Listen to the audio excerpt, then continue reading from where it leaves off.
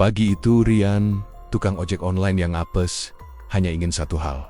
Orderan. Bukan motor mogok, bukan dompet kosong, apalagi sebuah jam tangan antik mencurigakan dari toko loak Pak Kumis. Namun, takdir punya rencana lain. Satu putaran tombol, satu denyutan pusing yang luar biasa, dan Jakarta yang ia kenal lenyap di telan raungan purba. Ia terbangun di tengah hutan belantara raksasa, di mana pepohonan menjulang ke langit dan suara gemuruh menggetarkan tanah. Di depannya, seekor Triceratops melintas santai, seolah ia adalah bagian dari pemandangan sehari-hari. Rian terdampar. Di zaman dinosaurus, kepanikan berubah menjadi ide gila. Bagaimana jika ia bisa mengojek dinosaurus dengan motor Beat merahnya, yang kini ringsek dan ponsel tanpa sinyal?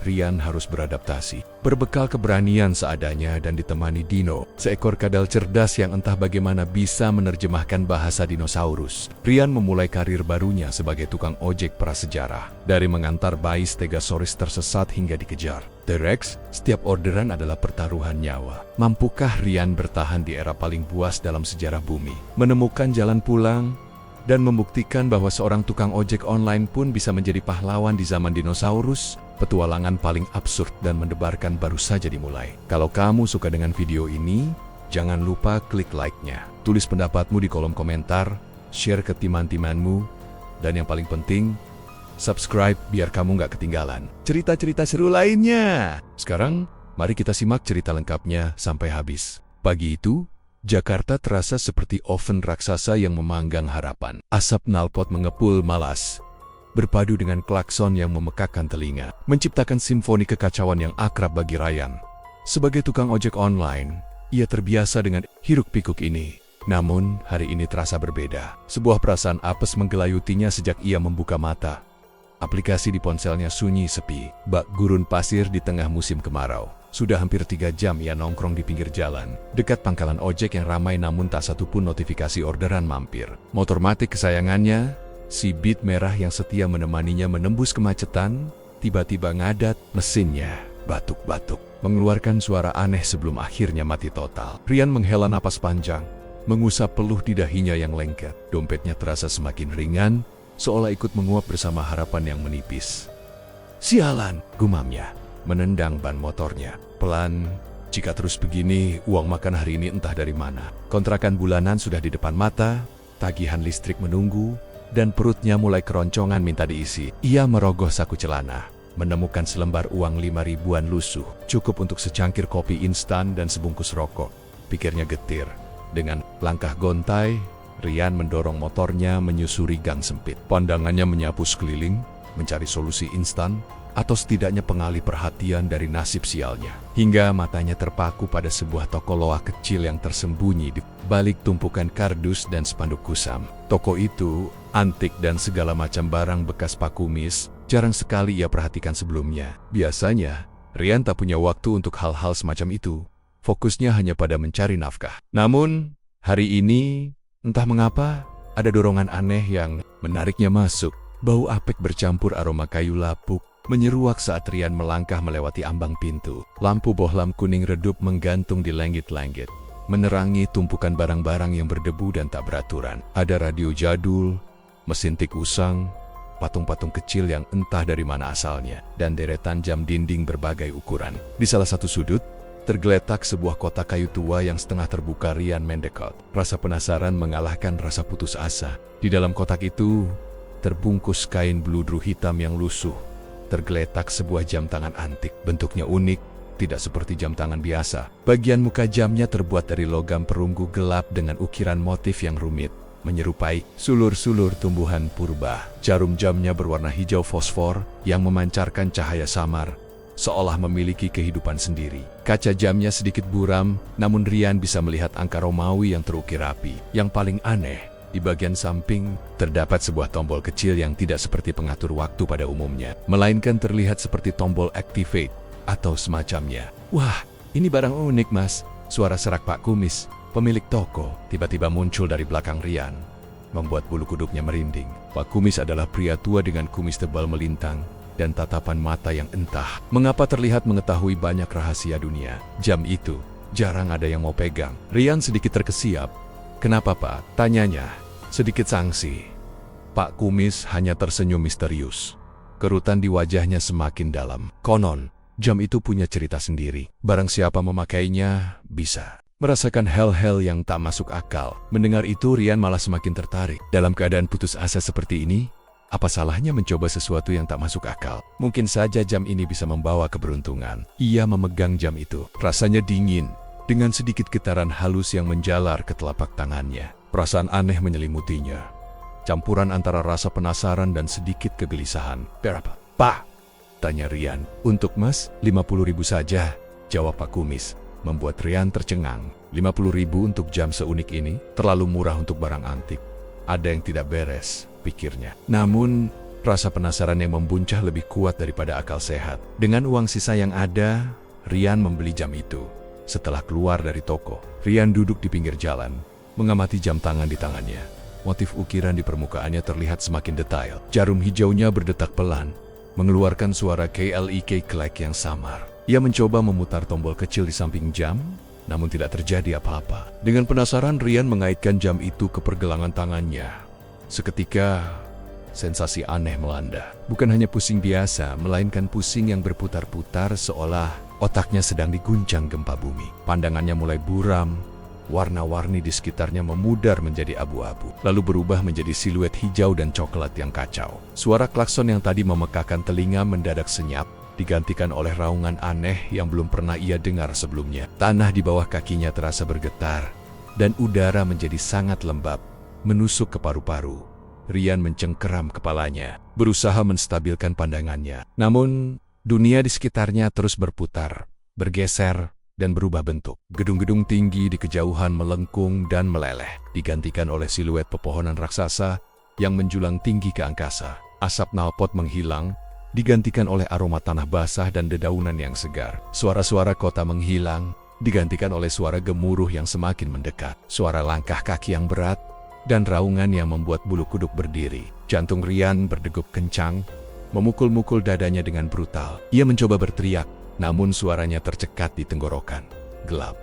Ketika kesadaran Rian kembali, ia merasakan tekstur tanah yang lembab dan sedikit becek di bawah telapak tangannya. Aroma tanah basah dan dedaunan yang asing menusuk hidungnya. Udara terasa lebih berat, lebih pekat dan jauh lebih dingin dari udara Jakarta yang biasa ia hirup. Perlahan, Rian membuka matanya, mengerjap-engerjap, berusaha membiasakan diri dengan cahaya samar yang menembus kanopi dedaunan di atasnya.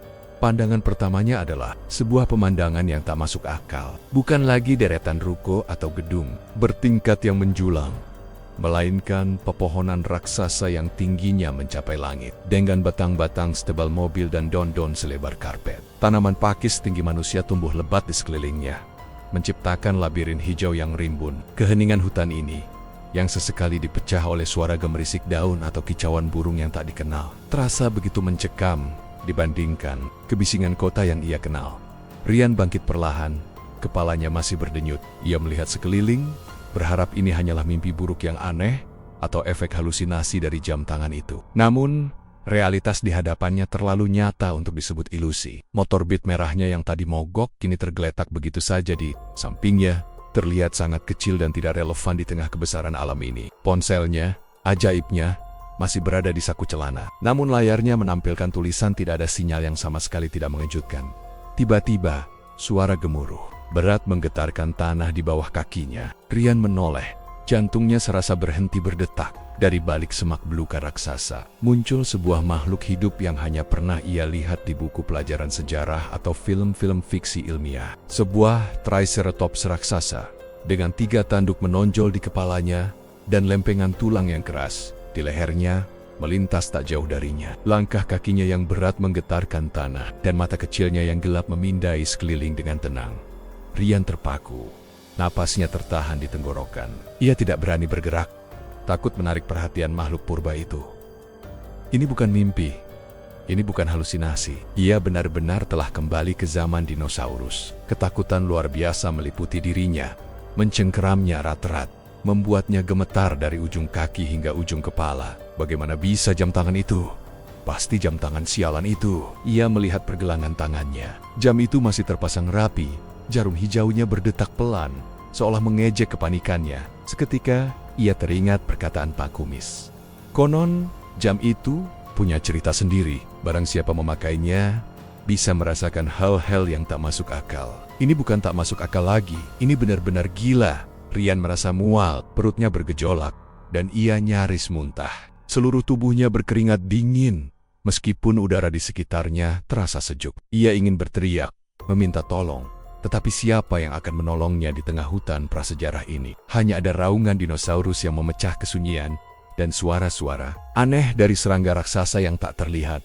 Ia menendang batu kecil di dekatnya, melampiaskan frustrasinya. Batu itu memantul dan mengenai sebatang pohon pakis, membuat beberapa daunnya bergoyang. Rian terduduk di tanah, bersandar pada batang pohon raksasa, mencoba menenangkan detak jantungnya yang berpacu kencang. Pikiran-pikiran kalut menyerbu otaknya. Apakah ia akan terjebak di sini selamanya? Bagaimana ia bisa bertahan hidup di tempat yang penuh bahaya ini? Ia tidak tahu cara berburu, tidak punya senjata, dan sama sekali tidak memiliki kemampuan bertahan hidup di alam liar. Apalagi alam liar yang dihuni oleh predator raksasa. Ini gila. Ini benar-benar gila. Gumamnya, suaranya parau. Ia meraba ponselnya lagi. Layarnya masih menampilkan tidak ada sinyal. Bahkan jika ada sinyal, kepada siapa ia akan menelepon? Kepada operator darurat? Halo, saya Rian, tukang ojek online. Saya tersesat di zaman dinosaurus. Tolong jemput saya. Pasti akan dianggap gila. Tiba-tiba, sebuah bayangan besar melintas di atasnya. Rian mendongak cepat, dan matanya membelalak. Seekor Pterodactylus terbang melintasi langit biru. Sayapnya yang besar mengepak perlahan. Di kejauhan, ia bisa melihat gunung berapi yang mengeluarkan asap tipis. Pemandangan itu, meskipun mengerikan, juga memiliki keindahan yang liar dan primitif. Ryan mencoba mencari tanda-tanda peradaban. Mungkin ada manusia purba, atau mungkin ada cara untuk berkomunikasi dengan dinosaurus. Ide-ide gila mulai bermunculan di benaknya. Saking paniknya, ia memejamkan mata, berharap saat ia membukanya lagi, ia sudah kembali ke Jakarta. Di tengah kemacetan yang ia benci, namun kini sangat ia rindukan. Namun, ketika ia membuka mata, pemandangan pepohonan raksasa dan suara raungan dari kejauhan tetap menyambutnya. Ia menatap jam tangan di pergelangan tangannya lagi. Apakah ini kutukan atau anugerah yang aneh? Ia tidak tahu. Yang ia tahu, ia harus bertahan. Ia harus menemukan jalan pulang. Tapi bagaimana dengan motor bututnya ini dan aplikasi ojek online yang tak berguna? Bagaimana ia bisa mengatasi zaman ini? Sebuah senyum getir terukir di bibirnya. Tukang ojek di zaman dinosaurus? Kedengarannya seperti lelucon paling buruk di dunia. Namun, itulah kenyataannya sekarang. Sebuah ide gila mulai bersemi di benaknya. Ide yang mungkin bisa menjadi satu-satunya harapan untuk bertahan hidup. Ide yang akan mengubah segalanya.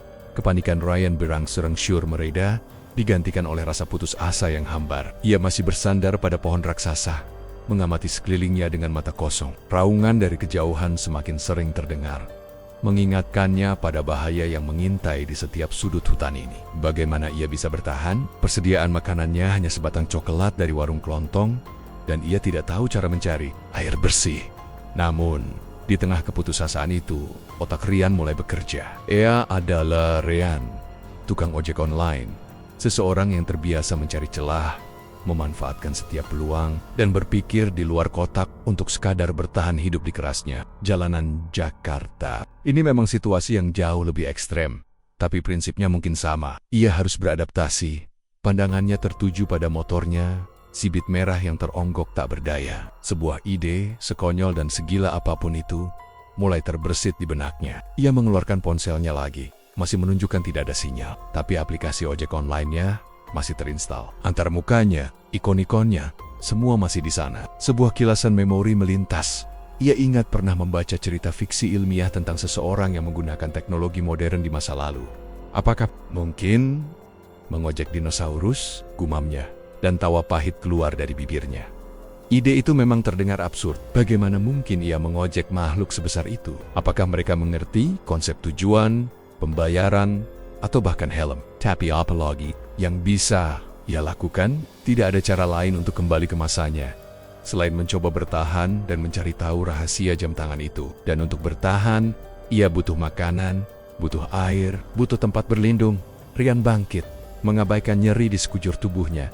Ia berjalan, mengitari motornya, ban depan kempes, dan mesinnya mati total. Ini bukan motor yang siap untuk menembus hutan prasejarah. Namun, ini adalah satu-satunya kendaraan yang ia miliki. Dan yang terpenting, Ini adalah simbol dari identitasnya sebagai tukang ojek. Identitas yang anehnya memberinya sedikit pegangan di tengah kekacauan ini.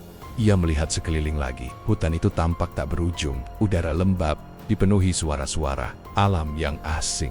Ia melihat jejak kaki besar di tanah, menandakan ada makhluk raksasa yang lewat. Bulu kuduknya merinding, namun tekadnya semakin kuat. Ia tidak bisa hanya duduk dan menunggu kematian. Baiklah Rian, katanya pada dirinya sendiri.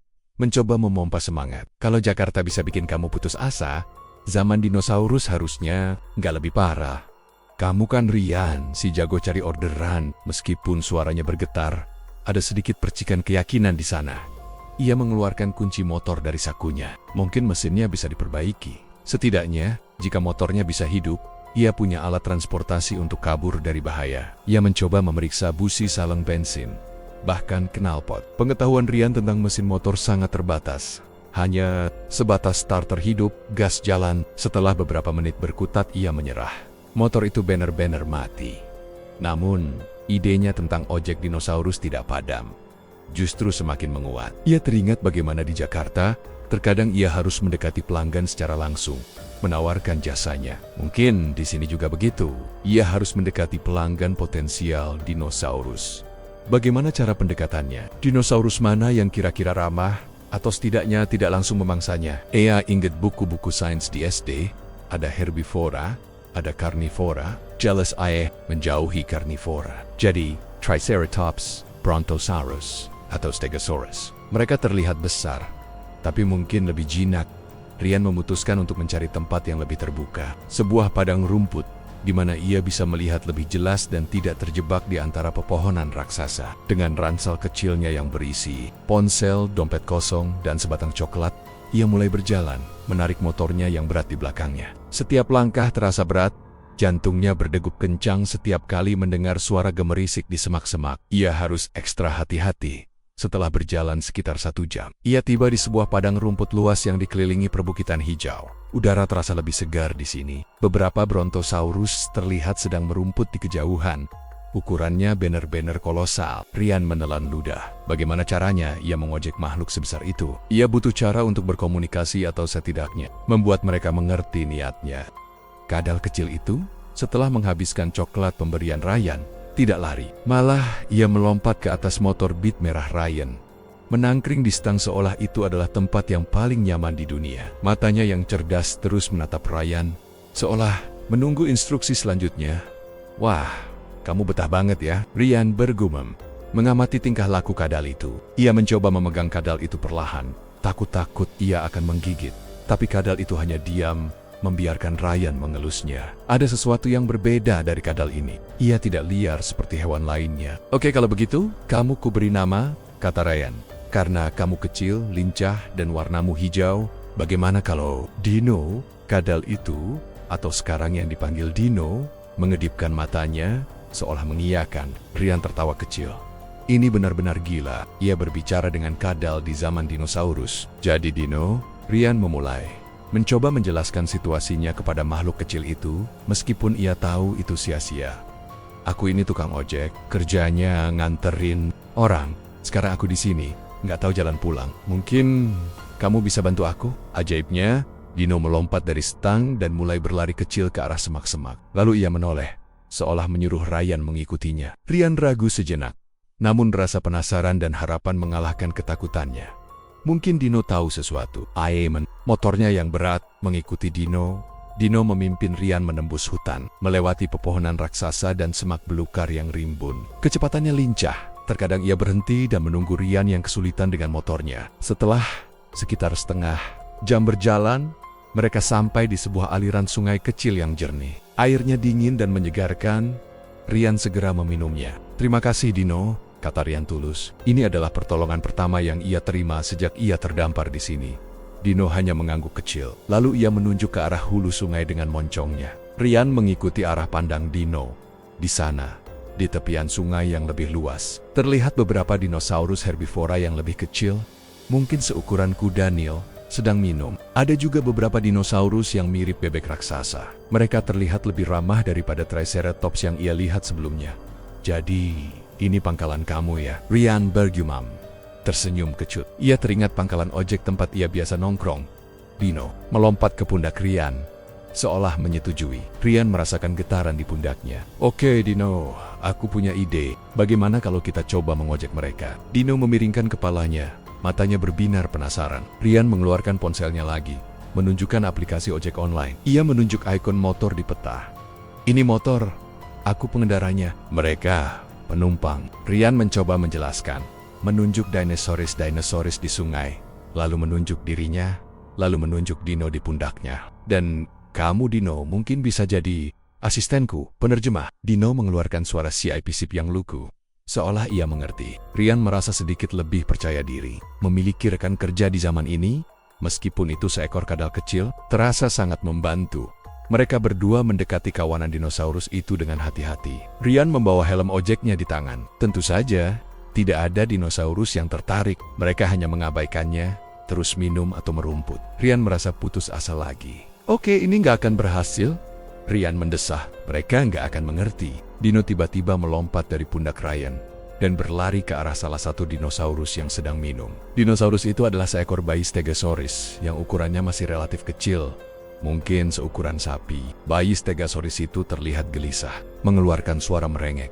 Dino mulai mengelilingi bayi Stegosaurus itu, mengeluarkan suara CIP sip yang berirama. Ajaibnya, bayi Stegosaurus itu tampak merespons. Ia mengikuti Dino, yang kini berlari ke arah Rian.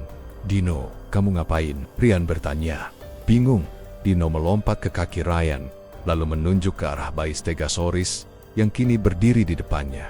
Bayi Stegosaurus itu tampak ketakutan, mencari-cari sesuatu. Rian melihat sekeliling. Tidak ada induk Stegosaurus di dekatnya. Ia pasti tersesat. Sebuah ide muncul di benak Rian. Ini adalah orderan pertamanya, mengantar bayi Stegosaurus yang tersesat kembali ke induknya. Ini tidak persis seperti ojek online, tapi ini adalah jasa transportasi. Oke, Dino, Rian berkata, suaranya penuh semangat. Ini dia kesempatan kita. Kita harus antar bayi ini pulang. Ia mencoba memimpin bayi Stegosaurus itu dengan pelan. Dino berlari di depan, sesekali mengeluarkan suara CIP-CP untuk menarik perhatian bayi Stegosaurus. Rian mengeluarkan ponselnya, membuka aplikasi, dan entah bagaimana, ia menekan tombol start trip. Layar ponselnya berkedip, menampilkan rute yang kacau, tetapi terasa ada dorongan aneh. Seolah aplikasi itu benar-benar mengidentifikasi penumpang dan tujuan. Mereka bertiga mulai bergerak. Rian dengan motornya yang mati, ia hanya menariknya. Dino yang lincah di depan, dan bayi Stegosaurus yang gemetaran mengikuti di belakang. Mereka berjalan menyusuri tepian sungai, melewati hutan lebat, dan menghindari area yang terdengar bising atau mencurigakan. Dino sangat membantu. Ia seolah bisa merasakan bahaya dan selalu membimbing Rian ke jalur yang aman. Perjalanan itu memakan waktu hampir 2 jam. Rian mulai merasa lelah, namun ia terus bergerak. Ia merasakan dorongan aneh dari jam tangan di pergelangan tangannya, seolah jam itu memberikan semacam peta mental. Akhirnya, mereka sampai di sebuah dataran luas, di mana terlihat kawanan Stegosaurus dewasa sedang merumput. Begitu melihat induknya, bayi Stegosaurus itu langsung berlari kegirangan, mengeluarkan suara ciap-ciap bahagia. Induk Stegosaurus itu menoleh, melihat bayi dan Rian serta Dino yang mengantarnya. Ia mendengus pelan. Sebuah suara yang terdengar seperti terima kasih. Rian tersenyum lega. Ini adalah perasaan yang luar biasa. Perasaan berhasil menyelesaikan orderan. Ia bahkan bisa membayangkan rating bintang 5 dari induk Stegosaurus itu. Dino melompat kembali ke pundak Rian tampok bangga. Kita berhasil, Dino. Orderan pertama. Rian merogoh sakunya, ingin memberikan Dino coklat lagi. Namun ia sadar coklatnya sudah habis. Saat mereka berbalik untuk meninggalkan dataran itu, Rian menyadari sesuatu. Ada beberapa dinosaurus lain yang mengamati mereka dari kejauhan. Terutama dinosaurus-dinosaurus terbang seperti Pterodactylus. Mereka seolah telah menyaksikan seluruh pengiriman Rian keesokan harinya. Saat Rian dan Dino kembali ke pangkalan mereka di dekat sungai, mereka merasakan perubahan. Dinosaurus-dinosaurus di sana tidak lagi mengabaikan mereka. Beberapa dari mereka memandang Rian dengan tatapan penasaran. Bahkan ada yang terlihat seperti menunggu kabar tentang manusia aneh dengan motor beroda 2 yang bisa mengantar dinosaurus. Tampaknya sudah menyebar. Rian, si tukang ojek online, kini memiliki reputasi di zaman prasejarah. Sebuah reputasi yang aneh, berbahaya, namun juga memberikan harapan. Ini adalah awal dari petualangan yang tak terduga. Pagi berikutnya, Rian terbangun dengan rasa yang campur aduk. Ada sensasi aneh yang tidak biasa ia rasakan di Jakarta. Semangat. Setelah berhasil mengantar bayi Stegosaurus kembali ke induknya, ada secercah harapan yang menyala dalam dirinya. Ia bukan lagi sekadar tukang ojek yang apes. Ia adalah tukang ojek online di zaman dinosaurus. Dino sudah menunggunya, bertengger di stang motor Beat merah yang kini terasa seperti monumen keanehan di tengah hutan prasejarah. Mata cerdasnya menatap Rian, seolah siap untuk petualangan baru. Rian tersenyum. Oke, Dino, hari ini kita cari orderan lagi. Siapa tahu ada T-Rex yang mau diantar ke dokter gigi. Ia mencoba melucu. Meskipun bayangan T-Rex membuat bulu kuduknya berdiri, mereka kembali ke pangkalan tidak resmi mereka di dekat sungai. Seperti yang Rian duga, suasana di sana berbeda. Beberapa dinosaurus herbivora yang lebih jinak, seperti Parasaurolophus dengan jambulnya yang khas, dan Iguanodon dengan ibu jari tajamnya, memandang ke arah Rian. Tatapan mereka bukan lagi tatapan acuh tak acuh, melainkan tatapan penasaran, bahkan sedikit mengantisipasi. Sebuah sinyal yang jelas. Kabar tentang jasa aneh Rian telah menyebar. Rian memberanikan diri mendekat. Ia mengangkat helm ojeknya lagi. Memegangnya Sioliola itu adalah sebuah perangkat komunikasi universal. Oyek, mau Diantuk, mana? Ia mengulang-ulang kata itu sambil menunjuk dirinya dan motornya, lalu mengayunkan tangannya seolah menunjukkan arah. Dino melompat dari pundak Rian dan berlari di antara kaki dinosaurus itu, mengeluarkan suara sip yang berirama, seolah ia benar-benar sedang memasarkan jasa Rian. Ajaibnya, hal itu berhasil menarik perhatian. Seekor Parasaurolophus muda mendekat, moncongnya menggendis motor Rian. Ia mengeluarkan suara merengek yang panjang, yang diinterpretasikan Rian sebagai tanda kebingungan, atau mungkin butuh bantuan. Dino melompat ke kepala Parasaurolophus, lalu menunjuk ke arah hulu sungai. Dia bilang induknya sakit, mungkin butuh diantar ke suatu tempat yang ada ramuan obatnya. Dino menerjemahkan dengan gerak-geriknya. Tentusa. Rian tidak benar-benar mengerti bahasa Dino, tapi ia mulai bisa membaca gerak-gerik dan tingkah laku kadal cerdas itu. Rian mengangguk. Oke, tujuan hulu sungai. Penumpang Parasaurolophus. Dino, kamu jadi navigator. Meskipun motornya mati, motor Beat itu menjadi semacam penanda unik bagi Rian. Para dinosaurus seolah mengerti bahwa manusia motor ini adalah penyedia jasa. Rian memimpin Parasaurolophus muda itu. Perjalanan ini lebih panjang dari yang pertama. Mereka harus melintasi hutan lebat yang belum pernah Rian kunjungi. Dino selalu berada di depan, menunjukkan jalan dan memberikan tanda jika ada bahaya. Selama perjalanan, Rian mulai memerhatikan hal-hal kecil, pohon-pohon dengan buah-buahan aneh, jejak-jejak kaki berbagai ukuran, suara-suara hewan yang bersembunyi. Ia juga menyadari bahwa jam tangan di pergelangan tangannya terasa sedikit hangat. Dan yang lebih aneh lagi, ia merasa intuisi arahnya semakin tajam. Ia bisa merasakan jalur yang aman, seolah ada peta tak kasat mata yang terpasang di otaknya. Mungkinkah itu efek dari jam tangan? Setelah beberapa jam, mereka tiba di sebuah gua kecil yang tersembunyi di balik air terjun. Di dalamnya, Rian melihat beberapa Parasaurolophus dewasa yang lain. Salah satunya tampak lemah dan terbaring. Parasaurolophus muda itu segera menghampiri induknya, mengeluarkan suara sedih. Rian inilah tempat tujuan mereka. Rian dan Dino menunggu sejenak. Akhirnya, seekor Parasaurolophus dewasa yang lebih besar mendekat ke arah Rian. Ia menundukkan kepalanya, lalu menyentuh tangan Rian dengan moncongnya yang lembut. Sebuah isyarat terima kasih. Rian merasakan kehangatan yang menjalar di hatinya. Ini bukan tentang uang lagi, ini tentang membantu. Orderan kedua sukses. Kabar tentang tukang ojek ajaib itu semakin menyebar luas. Tidak hanya di antara herbivora, bahkan beberapa Pterodactylus terlihat berputar-putar di atas, mengawasi setiap pergerakan Rian dan Dino. Reputasi Rian mulai terbentuk. Ia adalah jembatan antara dunia manusia dan dunia prasejarah. Tukang ojek aneh yang bisa dipercaya. Beberapa hari berikutnya, Rian dan Dino menjalankan beberapa orderan lagi. Mereka mengantar rombongan bayi Triceratops yang tersesat di padang rumput, membantu seekor Ankylosaurus mencari sumber air baru saat kekeringan melanda, bahkan menjadi penunjuk jalan bagi sekelompok Hadrosaurus yang sedang bermigrasi. Rian mulai terbiasa dengan kehidupan di zaman ini. Ia mulai mengenali suara-suara dinosaurus, memahami bahasa tubuh mereka, dan bahkan bisa membedakan jenis-jenis tanaman yang aman untuk dimakan atau harus dihindari. Motornya yang mati menjadi semacam maskot, selalu ikut ditarik kemanapun ia pergi. Sebagai penanda identitasnya, ia dan Dino membentuk tim yang solid. Dino adalah mata dan telinga, memberikan peringatan dini akan bahaya atau menunjukkan arah. Rian adalah penggerak dan pembuat keputusan.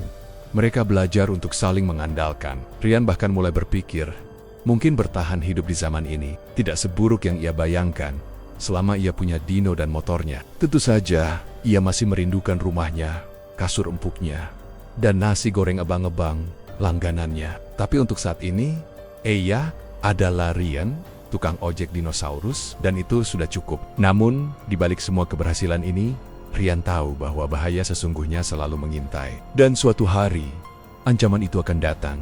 Ketenangan relatif yang Rian rasakan tidak berlangsung lama, meskipun ia mulai terbiasa dengan ritme kehidupan. Prasejarah dan reputasinya sebagai tukang ojek dinosaurus semakin menguat di kalangan herbivora. Dunia ini tetaplah tempat yang brutal dan penuh bahaya. Setiap langkah, setiap orderan, selalu diiringi oleh risiko. Suatu siang, saat Rian dan Dino sedang mengantar sekelompok kecil Gallimimus yang mencari padang rumput baru, langit tiba-tiba menggelap. Bukan karena mendung, melainkan karena bayangan besar yang melintas di atas mereka. Turana dan raksasa, dengan sayap lebarnya, melayang rendah, matanya yang tajam mengamati pergerakan di bawah.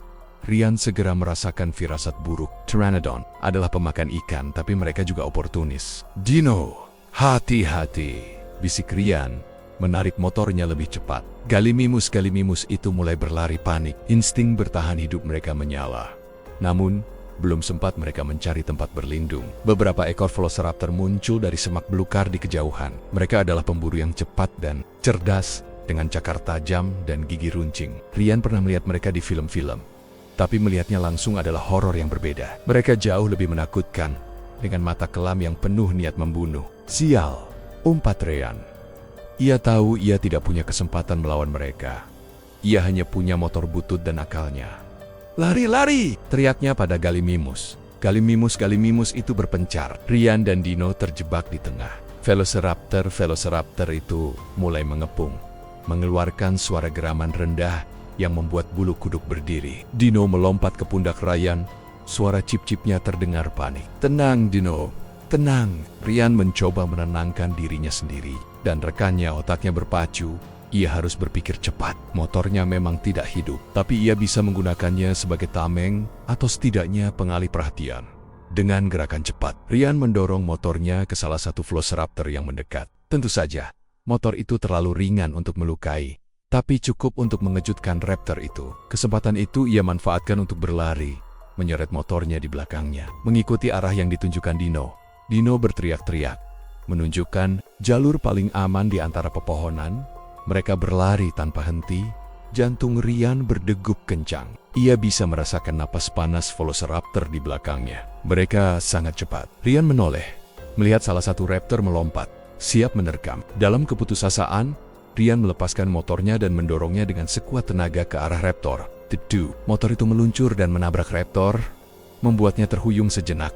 Itu adalah waktu yang cukup bagi Rian dan Dino untuk menghilang di balik semak belukar yang sangat rimbun, masuk ke dalam gua kecil yang hampir tak terlihat. Mereka meringkuk di dalam, napas terengah-engah, menunggu. Suara geraman Velociraptor terdengar di luar gua, mencoba mencari mereka. Setelah beberapa menit yang terasa seperti berjam-jam, suara-suara itu mereda dan akhirnya menghilang. Mereka selamat. Kali ini, pengalaman itu menjadi pengingat brutal bahwa mereka selalu berada di ujung tanduk. Rian harus lebih berhati-hati.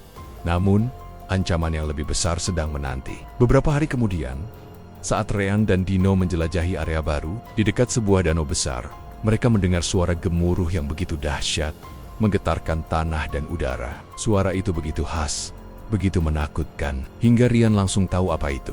Tyrannosaurus Rex, raja dari segala predator. Dino melompat dari pundak Rian, mencicit dengan nada peringatan yang paling panik yang pernah Rian dengar. Dari balik pepohonan, muncul bayangan raksasa, seekor T-Rex jantan, dengan giginya yang setajam pisau dan tubuhnya yang kekar. Melangkah keluar, matanya yang kecil namun tajam menyapu sekeliling. Ia tampak sedang berburu. "Oh tidak, Rian berbisik. Tubuhnya membeku. Ini adalah ancaman nyata bagi nyawanya." T-Rex itu mengendus-endus udara, lalu matanya terpaku pada Rian dan motornya. Sebuah dengusan keras keluar dari moncongnya. Rian tahu, mereka telah terlihat. Lari Dino, lari! Rian berteriak, menarik motornya dengan sekuat tenaga dan mulai berlari secepat yang ia bisa. T-Rex itu mengeluarkan raungan mengerikan yang membuat pepohonan di sekitarnya bergetar. Lalu, ia mulai mengejar. Setelah insiden menegangkan dengan T-Rex yang menghancurkan motornya, Rian dan Dino harus menyesuaikan diri. Motor Beat yang tadinya menjadi identitasnya kini hanya tinggal puing, namun tekad Ryan tak ikut hancur. Ia menyadari, kemampuan terbesarnya bukanlah pada kendaraannya, melainkan pada kemampuan beradaptasi dan tentu saja Dino. Tanpa motor, mereka lebih lincah dan bisa menembus area yang sebelumnya sulit dijangkau. Rian juga mulai mengasah indera alamnya, belajar membaca tanda-tanda alam dan gerakan hewan. Jam tangan di pergelangannya terasa semakin menyatu dengan dirinya, seolah ia bisa merasakan denyut nadi zaman prasejarah itu. Beberapa hari setelah kejadian T-Rex, mereka kembali ke pangkalan sungai yang kini terasa seperti rumah kedua. Rian tidak lagi menawarkan ojek dengan motor. Sebaliknya, ia dan Dino menawarkan jasa pandu dan pengantar barang. Kabar tentang keberanian Rian dan kecerdasan Dino setelah lolos dari T-Rex menyebar lebih cepat daripada api di padang rumput kering. Kini, para dinosaurus tidak hanya sekadar ingin diantar. Mereka juga mencari perlindungan dan informasi dari Rian.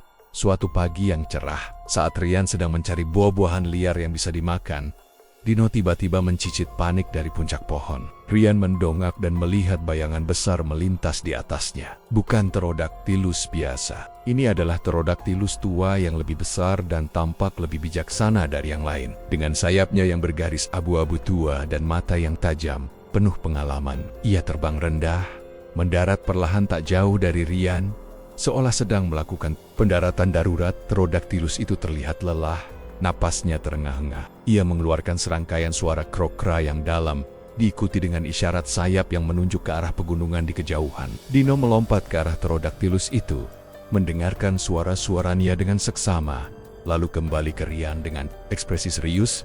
Dia bilang, "Ada pesan penting, sangat penting." Dino menerjemahkan dengan gerik-gerik moncongnya ke arah pegunungan. Pesan untuk suku di balik gunung berapi itu. Ada ancaman, mungkin dari predator baru atau bencana alam. Rian merasakan beban tanggung jawab di pundaknya. Ini bukan sekadar orderan mengantar dinosaurus yang tersesat atau sakit. Ini adalah misi khusus, misi yang melibatkan nyawa banyak dinosaurus, bahkan mungkin suku manusia purba yang ia dengar dari desas-desus. "Misi macam apa, Dino?" tanya Rian. "Kenapa dia tidak bisa pergi sendiri?" Dino menunjuk sayap Pterodactylus tua itu, yang terlihat sedikit robek dan ada bekas cakaran. Dia terluka, tidak bisa terbang jauh. Rian menatap Pterodactylus itu. Ia adalah pembawa pesan, penghubung antar suku dinosaurus. Jika pesan ini tidak sampai, bencana bisa terjadi. Rian merasa terpanggil. Ini adalah kesempatan baginya untuk melakukan sesuatu yang berarti di zaman ini, selain hanya bertahan hidup. "Baiklah," kata Ryan. "Mantap.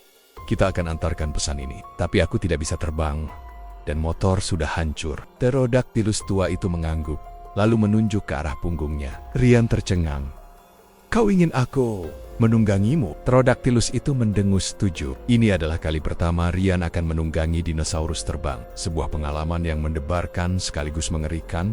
Dengan sedikit bantuan dari Dino, Rian berhasil memanjat punggung Pterodactylus tua itu. Kulitnya terasa kasar dan hangat. Dino ikut bertengger di pundak Ryan, memberikan rasa aman. Pterodactylus itu mengepakkan sayapnya perlahan, lalu melesat ke angkasa, membawa Rian dan Dino melintasi langit prasejarah yang luas. Pemandangan dari atas sangat menakjubkan. Hutan yang tadinya terlihat lebat dari daratan, kini tampak seperti karpet hijau raksasa yang membentang tanpa batas. Gunung-gunung berapi mengepulkan asap di kejauhan, dan sungai-sungai mengular seperti urat nadi bumi. Rian merasa seperti bagian dari lukisan hidup. Namun, keindahan itu tidak menghilangkan ketegangan misi. Mereka harus melewati wilayah udara yang berbahaya, tempat pteranodon lain berkeliaran, dan menghindari awan badai yang mulai terbentuk di ufuk. Pterodactylus tua itu terbang dengan hati-hati, menunjukkan jalurnya dengan kecerdasannya. Dino menjadi pemandu visual, menunjuk arah berdasarkan gerak-gerik Pterodactylus. Mereka melewati lembah yang dalam dan sempit, melintasi sungai-sungai yang lebarnya bermil-mil. Dan akhirnya, mereka melihatnya, gunung berapi aktif yang mengepulkan asap hitam tebal ke langit. Di dekatnya, terlihat sebuah dataran yang aneh, seolah ada jejak-jejak aktivitas yang berbeda dari alam liar biasa. "Itu ada di dekat sana," Dino menerjemahkan dari Pterodactylus tua. saat mereka mendekat. Rian melihat gundukan-gundukan tanah yang membentuk semacam pemukiman primitif. Asap api unggun mengepul dari beberapa titik. Ini adalah pemukiman manusia purba. Jantung Rian berdegup kencang. Ia akan bertemu dengan manusia lain setelah sekian lama sendirian. Hanya ditemani dino dan dinosaurus, Pterodactylus tua itu mendarat perlahan di pinggir dataran, agak jauh dari pemukiman, agar tidak menakuti penghuninya. Rian turun dengan hati-hati. Ia berterima kasih pada Pterodactylus tua itu yang mengangguk lelah sebelum terbang kembali ke langit. Misinya selesai. Kini, tugas Rian dan Dino adalah menyampaikan pesan penting itu kepada suku manusia purba. Misi yang mungkin akan mengubah nasib mereka.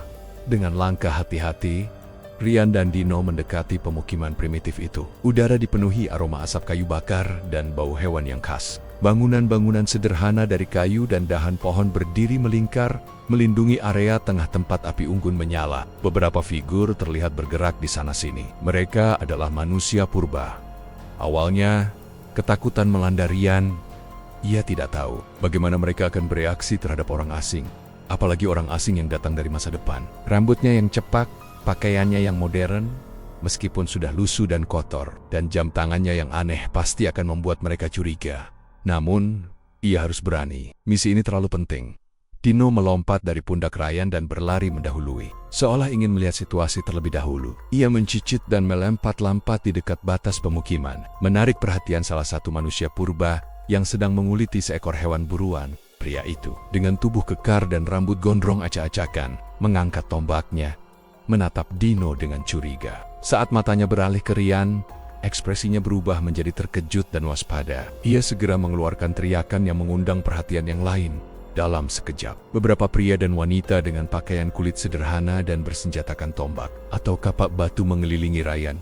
Mata mereka tajam, penuh kewaspadaan. Rian mengangkat kedua tangannya, menunjukkan bahwa ia tidak memiliki senjata. "Halo, saya Rian," katanya. Suaranya terdengar canggung di tengah keheningan yang tegang. Tentu saja, mereka tidak mengerti bahasanya. Dino, dengan kecerdasannya, melompat ke arah Pterodactylus tua yang tadi mengantar mereka. Dino mulai meniru suara krokra yang dalam, lalu menunjuk ke arah Pterodactylus yang terbang menjauh, seolah menjelaskan bahwa mereka adalah utusan. Salah satu wanita tua dengan wajah penuh kerutan, yang tampak seperti tetua suku, melangkah maju, matanya mengamati jam tangan di pergelangan Rian. Ia kemudian melihat ke langit, ke arah di mana Pterodactylus tua itu baru saja pergi. Tampaknya ia memahami. Ia mengeluarkan beberapa suara UHM yang dalam, lalu menunjuk ke Rian, lalu ke Dino, dan akhirnya ke arah utara. Itu adalah isyarat bahwa mereka tahu pesan itu datang dari Pterodactylus pembawa pesan. Dan mungkin mereka sudah mengantisipasi kedatangan utusan. Rian mencoba menjelaskan kembali pesan dari Pterodactylus itu melalui gerak-gerik. Ia menunjuk ke Ganeng Berepi, membuat gerakan Sioliola tanah bergetar, lalu menunjuk ke arah hutan, membuat gerakan raungan buas. Ia mencoba menyampaikan bahwa ada ancaman, entah dari gunung berapi atau dari predator baru. Para anggota suku mulai berbisik-bisik. Beberapa terlihat ketakutan, yang lain terlihat bingung. Tetua wanita itu memejamkan mata, seolah sedang berpikir keras, atau mungkin berkomunikasi dengan alam. Ia kemudian menunjuk ke Rian, lalu ke seekor anak dinosaurus kecil yang terbaring, lemah di tengah pemukiman. Anak dinosaurus itu terlihat sakit, mengeluarkan suara merengek. Rian menggarti. Ini adalah ujian. Jika ia bisa membantu mereka, ia akan mendapatkan kepercayaan mereka. Ia mendekati anak dinosaurus itu. Ia teringat bagaimana ia mengantar bayi Stegosaurus yang tersesat dan para Saurolophus yang sakit. Ia memiliki pengalaman. Ia memeriksa kondisi anak dinosaurus itu. Demam, mungkin karena infeksi atau racun dari tumbuhan. Rian teringat ada beberapa jenis daun di hutan yang bisa digunakan sebagai penawar racun sederhana. Ia pernah melihat Dino mengunyahnya saat sakit. Perut Dino. "Kamu tahu daun itu?" Rian bertanya, menunjuk ke arah hutan. Dino mengangguk, lalu berlari menuju hutan. Dalam waktu singkat, ia kembali dengan beberapa lembar daun hijau. Rian mencampur daun itu dengan air dari kantong bekalnya, membuat semacam pasta, lalu mengoleskannya pada luka dan menyuruh anak dinosaurus itu menelan sedikit. Suku itu mengamati setiap gerakan Rian dengan seksama. Setelah beberapa waktu, anak dinosaurus itu tampak sedikit lebih tenang. Napasnya lebih teratur. Tetua wanita itu tersenyum tipis, sebuah senyum yang jarang, namun penuh arti.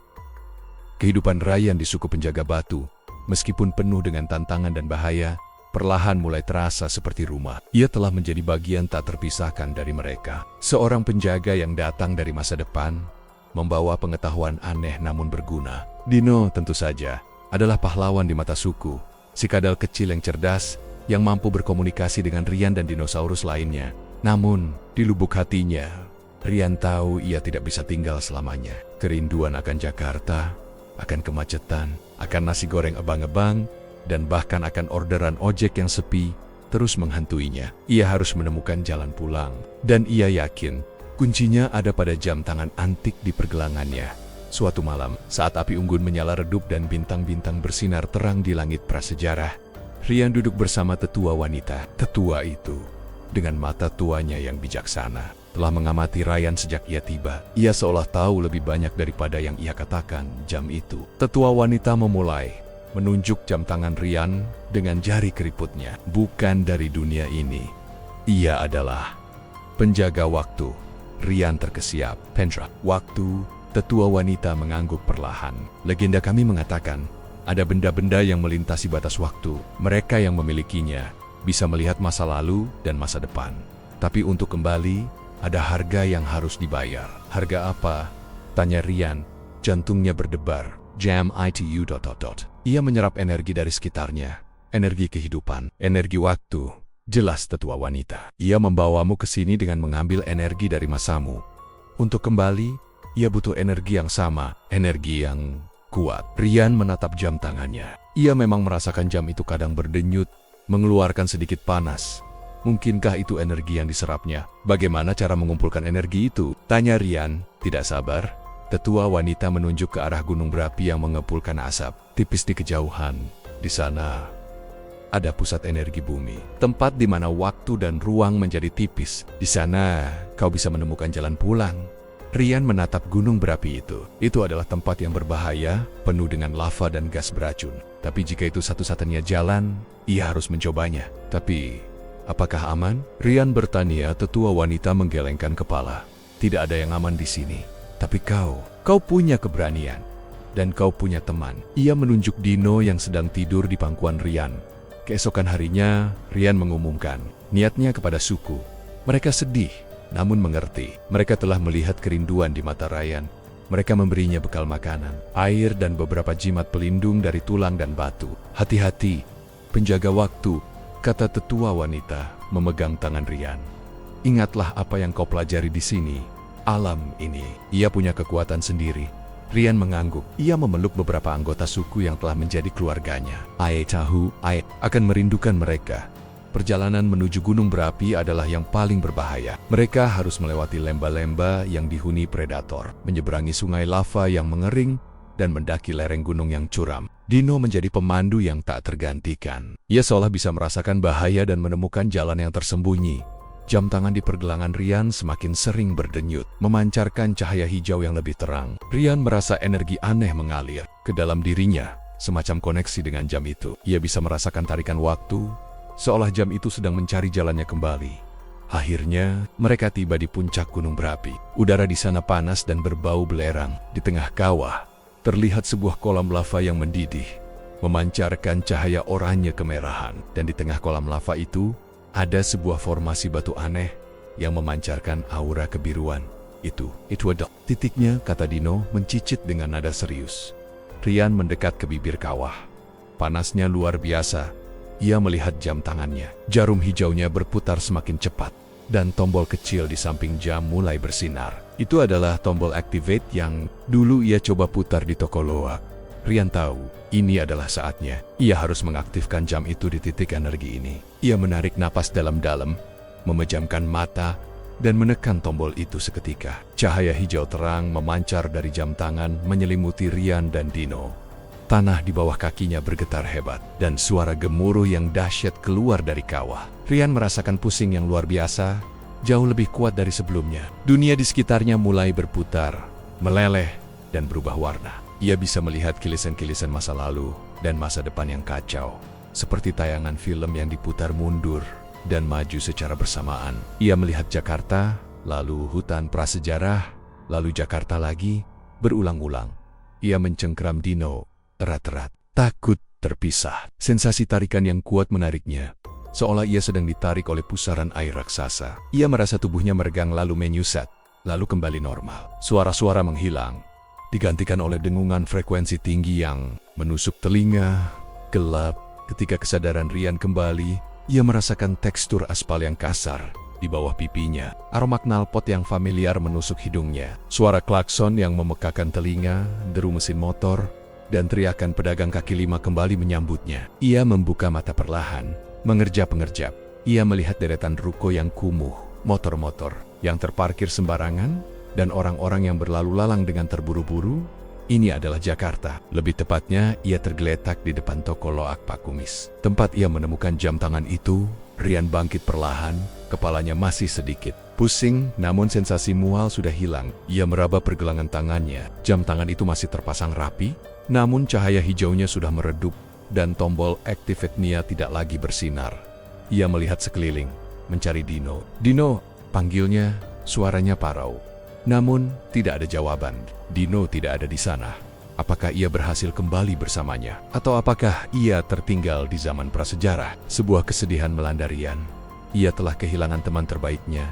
Ia melihat motor Beat merahnya. Ajaibnya, motor itu kini terparkir rapi di sampingnya, terlihat utuh, tidak ada bekas hantaman pohon atau kerusakan lainnya. Ryan mencoba menekan starter. Mesinnya menyala dengan mulus. Suara khas motor Matix yang ia rindukan. Panselnya bergetar. Sebuah notifikasi orderan masuk. Orderan masuk? Akhirnya, Ryan bergumam. Namun ia tidak merasakan kegembiraan yang seharusnya. Ia merasa hampa. Ia menatap jam tangan di pergelangan tangannya lagi. Apakah semua itu hanya mimpi? Halusinasi karena terlalu lelah dan kelaparan? Tidak mungkin. Sensasi, pengalaman, dan pelajaran yang ia dapatkan terlalu nyata untuk disebut mimpi. Ia ingat detail Triceratops, kejaran T-Rex, penerbangan bersama Pterodactylus, dan kehangatan suku penjaga batu. Itu semua nyata. Ryan menghela napas panjang. Ia adalah Ryan, tukang ojek online, kembali ke kehidupannya yang biasa. Namun, ia bukan Ryan yang sama. Pengalaman di zaman dinosaurus telah mengubahnya. Ia kini lebih berani, lebih tangguh, dan lebih menghargai setiap momen. Ia juga memiliki perspektif yang berbeda tentang kehidupan. Masalah-masalah kecil di Jakarta tidak lagi terasa begitu berat. Ia memutuskan untuk menjalankan orderan itu. Saat ia melaju di tengah kemacetan Jakarta, ia melihat ke sekeliling. Orang-orang sibuk dengan ponsel mereka, terburu-buru, seolah tidak menyadari keajaiban dunia di sekitar mereka. Ryan tersenyum tipis. Ia telah melihat keajaiban yang tak terbayangkan. Meskipun Dino tidak ada di sisinya, Ryan tahu ia tidak sendirian. Kenangan akan persahabatan mereka, kecerdasan Dino, dan keberaniannya akan selalu bersamanya. Ia juga membawa serta pelajaran dari suku penjaga batu tentang hidup harmonis dengan alam, tentang kekuatan komunitas, dan tentang pentingnya beradaptasi. Ryan menyelesaikan orderannya, lalu mencari tempat sepi untuk merenung. Ia mengeluarkan jam tangan itu dari pergelangannya. Ia memegangnya, merasakan dinginnya logam perunggu. Ia tahu jam ini memiliki kekuatan, dan ia tahu ia akan menyimpannya, bukan untuk kembali ke masa lalu lagi, setidaknya tidak dalam waktu dekat, tetapi sebagai pengingat akan petualangan luar biasa yang telah ia alami. Ia memasukkan jam tangan itu ke dalam saku jaketnya. Ia tidak akan menjualnya, tidak akan membuangnya. Ia akan menjaganya, menunggu saat yang tepat. Mungkin suatu hari, jam itu akan kembali bersinar. Mungkin suatu hari ia akan mendengar suara CIP SIP yang familiar lagi. Ryan menyalakan motornya. Hari masih panjang dan orderan masih menanti. Ia adalah tukang ojek online, tapi kini ia adalah tukang ojek online yang pernah mengojek dinosaurus. Sebuah rahasia yang hanya ia dan jam tangan itu yang tahu. Dan ia tahu, petualangan sejatinya baru dimulai. Dunia ini penuh dengan hal-hal yang tak terduga, dan ia siap untuk menghadapinya, dengan atau tanpa jam tangan ajaib. Ia siap untuk petualangan selanjutnya, apapun bentuknya. Kisah jam Wicker bikin aku balik ke zaman dinosaurus, tapi jadi tukang ojek online adalah sebuah perjalanan inspiratif tentang adaptasi, keberanian, dan penemuan jati diri di tengah situasi yang paling tidak terduga. Ryan, seorang tukang ojek online yang awalnya terperangkap dalam rutinitas dan keputusasaan hidup di Jakarta, secara ajaib terdampar di zaman prasejarah. Awalnya diliputi ketakutan dan kebingungan, ia dipaksa untuk menghadapi realitas baru yang brutal, jauh dari zona nyamannya. Namun, disinilah letak inti inspirasi cerita ini. Alih-alih menyerah pada nasib, Ryan memilih untuk beradaptasi. Ia tidak memiliki keterampilan bertahan hidup di alam liar, tetapi ia memiliki kecerdikan seorang tukang ojek, kemampuan untuk mencari celah, memanfaatkan sumber daya yang ada, dan berkomunikasi dengan cara yang tidak konvensional. Ide mengojek dinosaurus yang awalnya terdengar konyol, menjadi manifestasi dari semangat pantang menyerahnya. Kehadiran Dino, seekor Compsognathus cerdas, menjadi katalisator bagi transformasi. Ryan, Dino bukan hanya teman, tetapi juga jembatan komunikasi dan navigator yang tak tergantikan. Menunjukkan bahwa persahabatan sejati bisa ditemukan di tempat dan bentuk yang paling tidak terduga melalui serangkaian orderan. Yang unik mulai dari mengantar bayi Stegosaurus yang tersesat, hingga menjadi pemandu bagi rombongan dinosaurus Ryan. Tidak hanya bertahan hidup, tetapi juga membangun reputasi dan kepercayaan di antara makhluk-makhluk purba. Ia belajar untuk memahami bahasa alam, membaca tanda-tanda bahaya, dan menghargai setiap momen. Pengalaman dikejar T-Rex, meskipun mengerikan, justru menguatkan tekadnya dan mendorongnya untuk lebih cerdik dan berani. Puncak perjalanan, Ryan adalah pertemuannya dengan suku penjaga batu. Di sana, ia tidak hanya menemukan manusia lain, tetapi juga sebuah komunitas yang menerima dan mengajarinya nilai-nilai kehidupan yang mendalam, harmoni dengan alam, kekuatan kebersamaan, dan pengetahuan kuno. Ryan, pada gilirannya, berbagi pengetahuannya yang terbatas dari masa depan, menciptakan simbiosis yang saling menguntungkan. Suku itu juga yang akhirnya mengungkap rahasia jam tangan ajaibnya, memberikan Ryan petunjuk untuk kembali ke masanya. Kembalinya Ryan ke Jakarta bukanlah akhir dari petualangan, melainkan awal dari babak baru dalam hidupnya.